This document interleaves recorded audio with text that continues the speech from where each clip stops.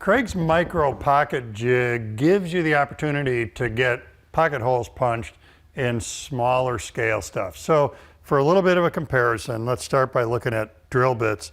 This is the drill bit you're going to use normally in Kreg's Pocket-Hole Jig. This is the drill bit that we're going to use now. So you can automatically see the diameter difference between the two. The benefit to this is a couple different things. When you get to thinner stock, it's probably more beneficial to go with the smaller scale pocket hole. When you get to narrow stock, it's more beneficial. If you're working with brittle material, it's going to be better to do the smaller scale hole than the larger in order to prevent splitting.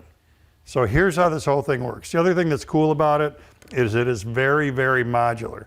This is the jig, but I can also do that and that.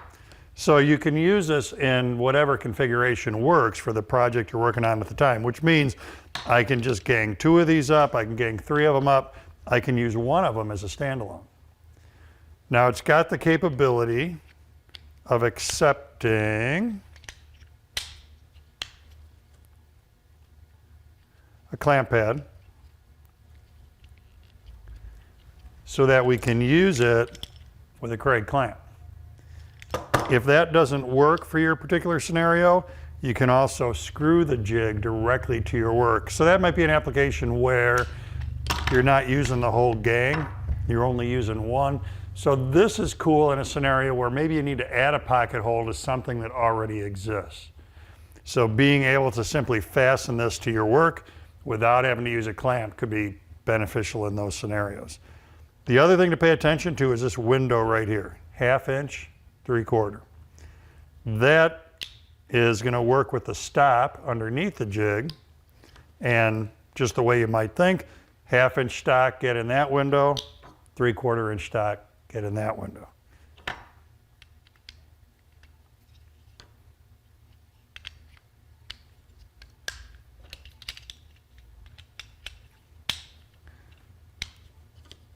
So let us make the whole system come together here.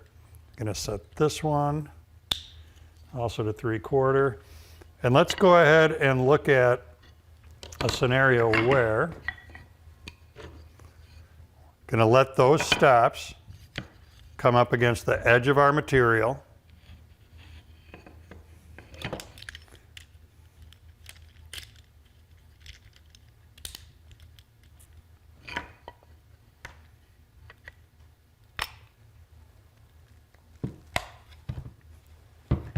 Then on the drill,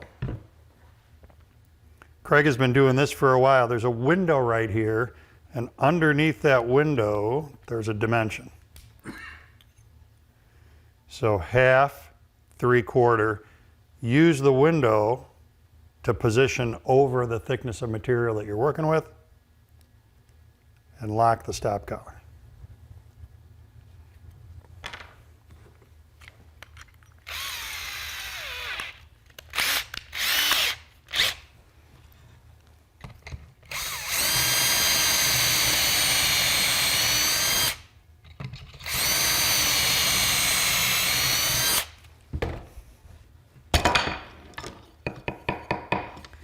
And again, if you're used to looking at pocket holes, you can see right away the scale of these, the diameter is smaller than a conventional pocket hole jig.